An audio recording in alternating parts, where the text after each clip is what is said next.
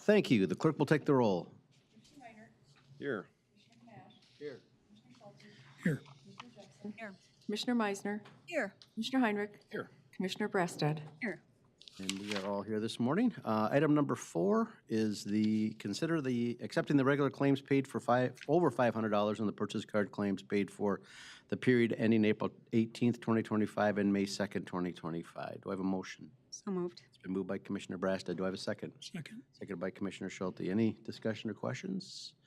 See none, this is a roll call vote. Commissioner Gamache, Aye. Commissioner Schulte, Aye. Commissioner Jepson, Aye. Commissioner Meisner, Aye. Commissioner Heinrich, Aye. Commissioner Brassad, Aye. Commissioner Reinert. Aye. And that passes unanimously. Item number 5 is the approval of the minutes from the April 22nd, 2025 County Board meeting. Is there a motion? So moved. Moved by Commissioner Meisner and seconded by Commissioner Jepson. Any changes or discussions? Seeing none, all in favor signify by saying aye. Aye. Aye. Opposed? Hearing none, it passes unanimously. We'll move down to Chair's remarks, item number 6.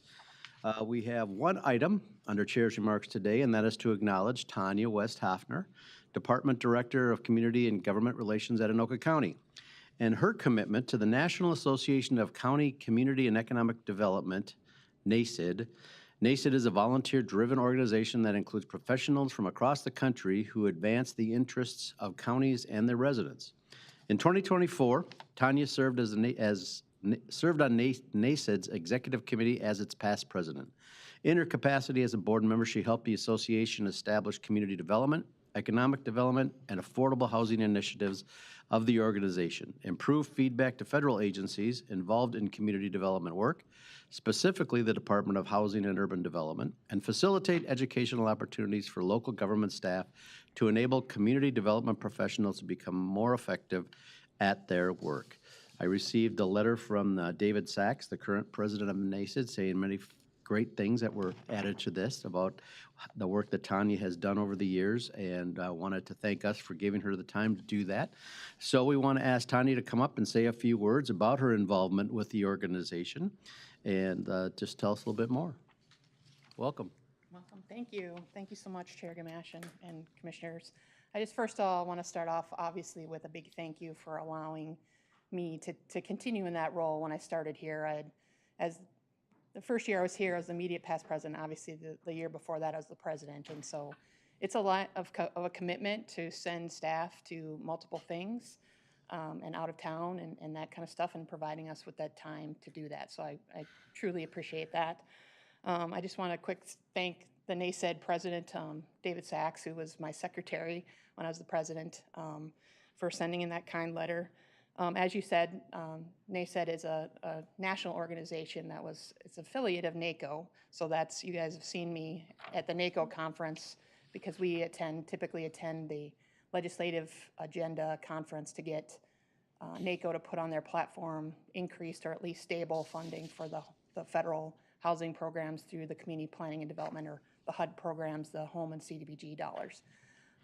And you know, it started off that I just started attending conferences because I got the opportunity to, and so then it just kind of snowballed from there, I guess you'd say, because they usually had all of their committee meetings and their board meeting that would all happen during that time, and so you got to kind of see how everything kind of interacted, all the different committees that they have. They have a housing committee and a community development committee and economic development committee, and it's all the work that we do. So you get to have this incredible national resource at your fingertips, essentially, and you know, it's almost like having another staff person, because you have so many people that you get to know and have different expertise in the different programs. And I always felt really comfortable about calling people and asking them questions, or you know, really relying on their expertise, or saying, hey, I got this idea, do you think that might work? Obviously we have a really close network here in our metro area because all of the counties are members of NACID.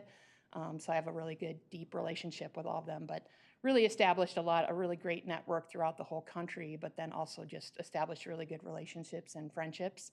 And I guess I'd probably consider some of them to be my family, essentially. Once you're in it and you get to know a lot of people and get to foster and mentor younger people in that, because that's really how I got sort of drug along by a couple of people that were in those higher areas in the beginning and said, hey, you should really become a committee chair.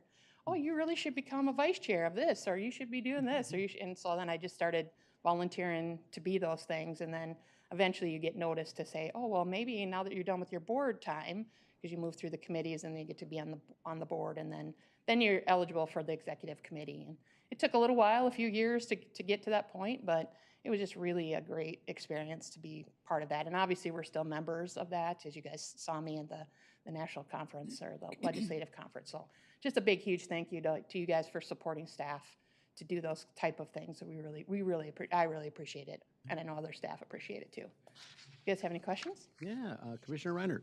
Well, I just had a comment, beyond your economic development work, you're also government relations, and, I've been working more with you as chair of IG and working with legislative priorities and our lobbyists and legislators, and the more I get to know you and get to work with you, appreciate the work that you do. And so no surprise to me that we're honoring you today. Thank you. And keep it going. Thank you. Commissioner Meisner.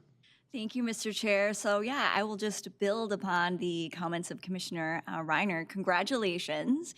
And I know I've commented this to you before in the past, but you are coming at a time in government too where things are just so questionable and, like everything is just shaky ground, but you handle it so well. And I always feel good about the information that you can give me and the direction that you lead us. So I'm thankful that you are here at Anoka County with your experience and a fresh pair of eyes. So thank you. Thank you so much for that. Mr. Chair. Commissioner Heinrich. Thank you, Mr. Chair. Yeah, thank you for your service, Tanya. I've just gotten to know you. It's been a pleasure. Just gotten to know you over the past few months a little bit, but what I know is that you deal in an area that can be very complicated. But I appreciate your time and patience with myself and some of the other commissioners to help us learn more about what you do. And so, yeah, congratulations, and keep up the good work. I feel like the people of Anoka County are in really good hands with you. Thank you. Appreciate all that. Commissioner Jepson. Well, Tanya, this is your show this morning, so congratulations. But I want to step back a little bit and speak a little bit more broadly to the decision that this board and previous boards have made, because it's really been impressive how supportive they have been. We are for current staff and leadership, coming up in our next management report and consent agenda just in a few minutes here. There's a long list of conferences and travel and things that we send staff to for professional development, but not just professional development, but for your learning and for bringing it back to us. I know that that is a huge commitment, both time and expense, and I don't think of it as an expense. I think of it as an investment into you and other staff to make sure that you're soaking in all this knowledge, you're building those relationships and those partnerships so that you can bring it back into Anoka County. And that's what I'm so appreciative of. So thank you for being here and congratulations. Thank you. That's exactly what I would say we do. Is that without being part of these different organizations, whether it's NARO or NASED or NACO or some of just the local ones, the MICA and that kind of stuff, everybody, you can just work more. I'm a team person. I like to be on a team.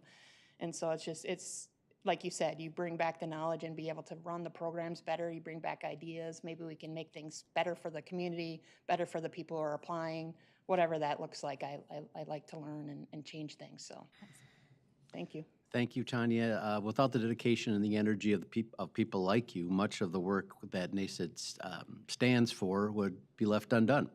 And so we want to thank you for your diligent commitment to that organization, also your commitment to Anoka County, because we're just very thankful that you're here and helping us out and doing what you're doing. As everybody indicated, you're doing a great job, and we look forward to continue. Great job that you're going to do. Great. Thank you. And I'm always here if you have questions, and I do not expect you to have all the knowledge that I have after 30 years of doing housing programs. I don't expect you guys to have all that. That's what I'm here for. So please take advantage of it when you need me, okay? Will do. Thanks. Thank you. Thank you. A little other nugget we have here before we head into Committee of the Whole reports. I'd like to remind everyone that the 16th annual 5K Walk for Mental Wellness will take place Saturday, May 17th at 10 a.m. at the Coon Rapids Dam Regional Park. This inspiring event is family-friendly and features live music and complimentary snacks. The 5K Walk for Mental Wellness is organized by the nonprofit Mental Wellness Campaign for Anoka County Its mission is to erase the stigma surrounding mental health through awareness, education, and engagement. You can visit www.mwcac.org/5kwalk to register for the event. We hope to see everyone there. And now we'll go into our Committee of the Whole meetings. We'll start with management. Commissioner Meisner. Thank you, Mr. Chair. The Committee of the Whole for Management, we met on Tuesday, April 22nd in room 772. There were no public comments in person, and I did not receive any via email either, but everyone is welcome to do that at mandy.meisner@anokacounty.mn.gov. So you can see on our consent agenda for the slate, it is all, as Commissioner Jepson talked about earlier, travel for conferences and training for a variety of people and departments. For transparency's sake, I will state that for there are several commissioners that will be going to our annual conference for NACO in July. That would be Commissioners Gamache, myself, Heinrich, and Reinert. And the rest, again, go for various departments, some in public safety, we have some in communication, IT, finance, and last for the examiner's office. So I will go ahead and move that in total. That would be A through E. We have a motion on the consent agenda. Do I have a second? Second. It's been moved by Commissioner Meisner, seconded by Commissioner Jepson. Anyone wishing to pull anything off? Okay. Let's see. This is roll call? Roll call vote. Commissioner Schulte, Aye. Commissioner Jepson, Aye. Commissioner Meisner, Aye. Commissioner Heinrich, Aye. Commissioner Brassad, Aye. Commissioner Reinert, Aye. Commissioner Gamache. Aye. And that passes unanimously. Any other informational items, Commissioner Meisner? No, there were no informational items, and that completes my report. All right, thank you. We'll move down to transportation and parks, and we'll begin with the consent items under highway, which is items number 1 through 7. Commissioner Jepson. Yeah, thank you, Mr. Chair. The Combined Transportation and Parks Department committee meetings were held on May 6th at 1 p.m. at the Transportation Division facility in Andover. There was no public comment given, and all commissioners were present at the meeting. So there, as Mr. Chair, you said, there are 7 items for the transportation consent agenda. So I'll just go through all of them briefly.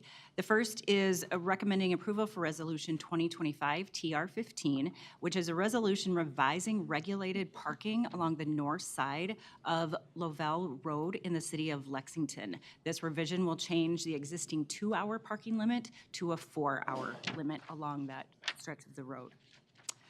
The next 6 consent items are recommendations to approve various contracts. So the first contract is C0010688, which is a JPA with the city of Andover for the construction of a roundabout at the intersection of Crosstown Boulevard and Nightingale Street. Construction is scheduled to begin this summer.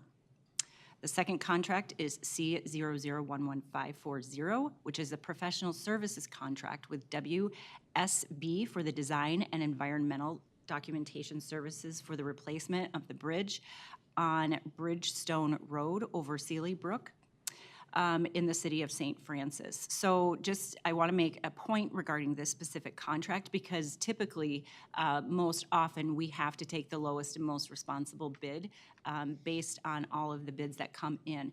The WSB bid was second to the lowest, and there was a very specific reason why we chose them, because the lowest bidder's proposal was determined to be incomplete by the evaluation committee. It was missing some critical tasks and elements necessary to deliver the project, so we had to eliminate their application from consideration. We have 2 contracts with BNSF Railway, contract C0011599 and contract C0011600. Both of these are with BNSF Railway to repair railroad crossings. Contract 599 is at 229th Avenue Northwest, approximately 500 feet east of Flintwood Street Northwest in the cities of Oak Grove and St. Francis. The project is scheduled for the week of June 9th. And then contract 600 is at Cedar Drive Northwest, approximately 600 feet southeast of 201st Avenue Northwest in the city of Oak Grove. That project is scheduled for the week of June 2nd.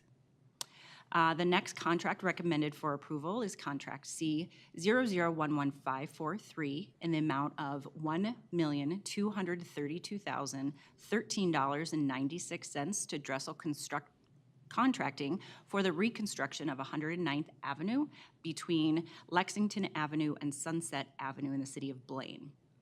Construction is scheduled to begin this summer. I would like to mention that the lowest and most responsible bid by Dressel was over $600,000 less than the engineer's estimate, which is those are the numbers we like to see.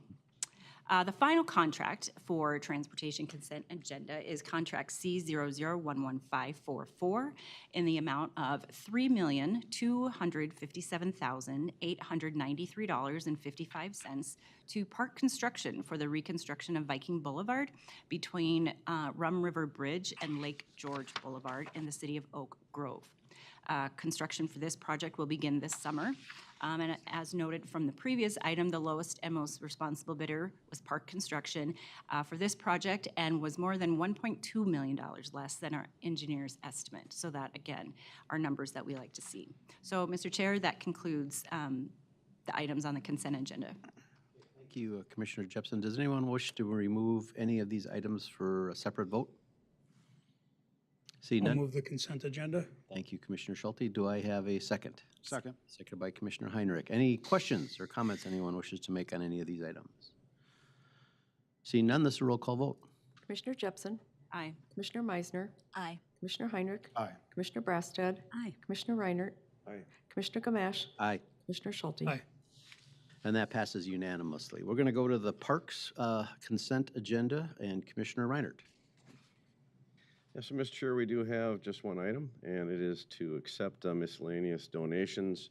And I'll do a shout out to all those that did donate, and we've got $8.58 dedicated to Parks Administration from Deb Stenerson, $70 dedicated to Chamonix Golf Course from Kim Hannon, $20 dedicated to Wargo Nature Center, and that's an unnamed donor, $500 dedicated to park operations from Centerville Lions Club, which comes to us every year. They have a real nice, they call it the Cadillac Dinner. It's they serve prime rib about the size of your head there. It's delicious, but great event.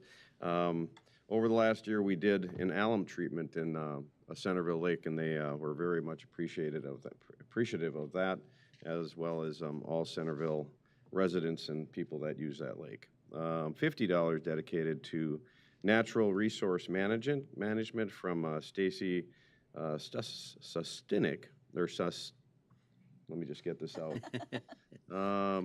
Susinski. Okay. Hopefully I didn't murder that too bad. I think I did, though. And with that, then I guess I'd move the board to adopt resolution number 2025 TR14. We have a motion by Commissioner Reinert. Do I have a second? Second. Second by Commissioner Meisner. Any questions or comments? Hearing none, this roll call vote. Commissioner Meisner, Aye. Commissioner Heinrich, Aye. Commissioner Brassad, Aye. Commissioner Reinert, Aye. Commissioner Gamache, Aye. Commissioner Schulte, Aye. Commissioner Jepson. Aye. And that passes unanimously. We'll go back to Commissioner Jepson for informational items. Yeah, as most often we do, we had a robust conversation regarding a number of topics in transportation. The first being the opportunity to continue overseeing the Transit Link contract in partnership with Metro Transit beyond the expiration date of April 2026, or transition the full contract management and oversight responsibilities back to Met Council. This conversation really came to the surface due to an employee's notice of retirement coinciding with the contract's expiration. The timing was an ideal opportunity to really weigh the pros and cons of renewing the contract and keeping the functions within Anoka County, or not renewing the contract and giving the responsibilities back to Met Council. We ultimately and unanimously determined that Anoka County staff would still provide a high level of customer service that many of our residents rely on. But at the end of the day, we were really the middleman, with Metro Transit and Met Council having the final say and approval in service delivery. We will make sure to communicate in plenty of time about this transition timeline so that residents who use TransitLink are fully informed. A couple more things. We also reviewed the Anoka County Transportation Management Organization Commute Solutions activities and financial reports for the first quarter. We discussed a contract amendment for design services associated within the reconstruction of Lexington Avenue in the cities of Ham Lake, Columbus, and East Bethel. Excuse me. The final item that we discussed was becoming an enrolled partner in the nationwide candidate conservation agreement with assurances for the Monarch Butterfly on energy and transportation lands. That's a mouthful. But this partnership in this program is really quite interesting and cool. It offers significant environmental and financial benefits for the county. It promotes restoration and protection of the vital monarch habitats, supporting biodiversity and ecosystem health. But financially, the agreement provides regulatory assurances that protect landowners from future land use restrictions, reducing potential compliance costs, and by proactively conserving the species, our county can avoid more stringent regulations and maintain greater flexibility in land management. And finally, I just want to put a plug out there that this week is National Bike to Work Week, so please check out our Transportation Highway Department's website to see all the fun activities that are being, that you and your business can participate in this week. Thank you, Mr. Chair. Thank you, Commissioner Gibson. Questions, Commissioner Meiser? Yeah, no, thank you, Mr. Chair. Just a comment. Alas, I will not be biking to work, but I just wanted to loop back to the Met Council decision and that conversation. I know that Commissioner Jepson already said this, but I just wanted to reiterate that we did really, all of us, talk about how is this going to affect the residents. So I do want to assure the public that it should be very seamless for the public once this happens, because we had an in-depth conversation about that, and the rest is kind of behind the scenes and technical. But I did just want to emphasize that, because I think it can sound like it is a big change, but for the public, I just wanted to be a little bit reassuring about that. That's all. Thank you. Commissioner Heinrich? Thank you, Mr. Chair. Also inside that conversation, we didn't talk about it that day, but I brought it up to another commissioner or two since then. But I think that this is a good time to talk about expanding Metro Mobility services during our conversations with Met Council. So I intend to have conversations with staff and other commissioners about what that looks like. But I thought maybe this would be a good opportunity as we dive into the details with Met Council on this transition back to them for the full contract management and oversight that I know we have an increasing population of aging loved ones in the city of Ramsey, and as I understand right now, Metro Mobility does not serve city of Ramsey. I'm sure there's other areas in the county as well that we've had a growing population of our aging loved ones and others that can use Metro Mobility. And so I'd like to start that conversation and maybe identify some areas for Met Council to look at that might make sense to expand some routes. Yeah,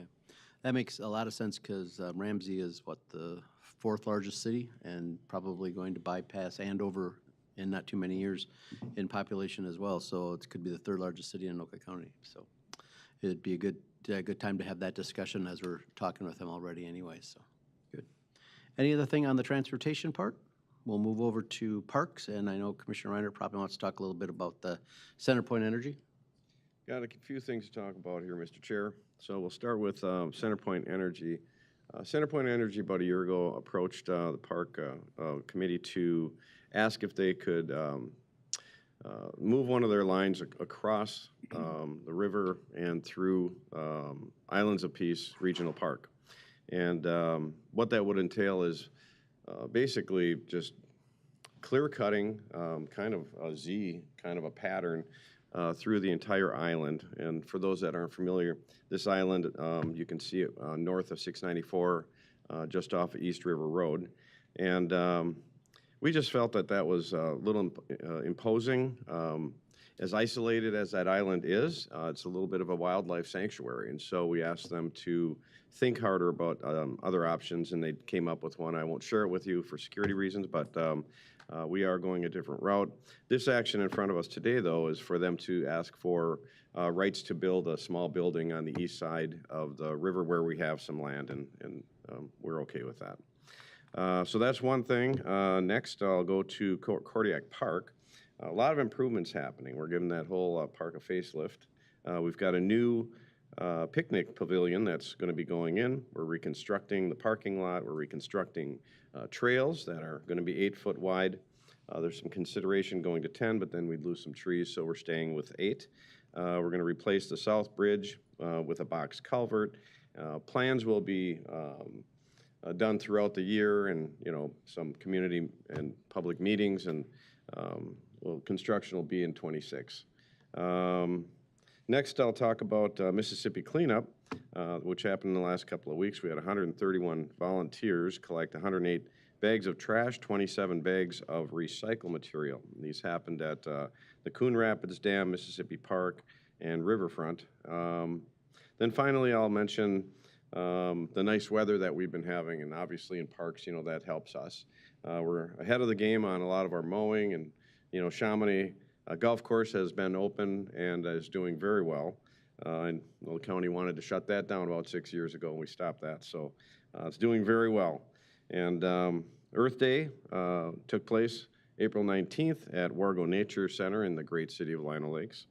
And Bunker Beach, we've got some repairs and maintenance that are happening there right now. And is it early June it's going to be opening, Jeff? Yeah, so we'll get that open pretty soon. I mean, it'd be nice if it was open right now because it's going to be 85 degrees or something like that today, but we'll get it open soon. And that completes my report. Thank you, Commissioner Minor. Commissioner Meisner. Yeah, thank you, Mr. Chair. Just comment about Kodiak Park and the updates that you were mentioning. That is located in Columbia Heights. And I just want to thank the park staff again for their strong community engagement that they have been doing for months. So all of those decisions and those updates that Commissioner Reiner talked about were in partnership with the people that live in Columbia Heights for Kodiak Park, which is crucial. And this has been going on for multiple months, but the last community engagement meeting that you had, there was 70 attendees. 200 people participated in the survey to determine the width of the trail, 8 feet versus 10 feet. So all those things are vitally important, and I just want to give thanks to staff, park staff, as well as all of the folks in Columbia Heights. The Friends of Kodiak Park is actually the official name of that group, so thank you. Thank you, Commissioner Meisner. I want to thank everybody that volunteered for the Mississippi Challenge, the cleanup that we've been, I think this is our 3rd year now doing it. And we did have a Target Corporation send a bunch of people, I believe, to one of the parks and help us clean that one up. I think they had 50 or so people come in, so that's always great to see some of that. But we did as Commissioner Reiner had indicated, 3 different parks along the river, and that's basically the challenge that's been going on all the way down the river from us all the way down to into Goodhue County, I believe, is where they're still doing it as well. So thank you, everybody, for volunteering on that. We'll move to item number 8, which is to consider approving employment agreement with Josh Beck and appointing Josh as the Assistant Director of Community and Government Relations effective June 16th, 2025. Do I have a motion? So moved. Been moved by Commissioner Jepsen. Do I have a second? Second. By Commissioner Meisner. Any questions? Hearing none. Welcome, Josh. We're looking forward to seeing you and your work here. You got Josh holds a Bachelor of Science in Geography and graduate work in Public Administration from the University of North Dakota.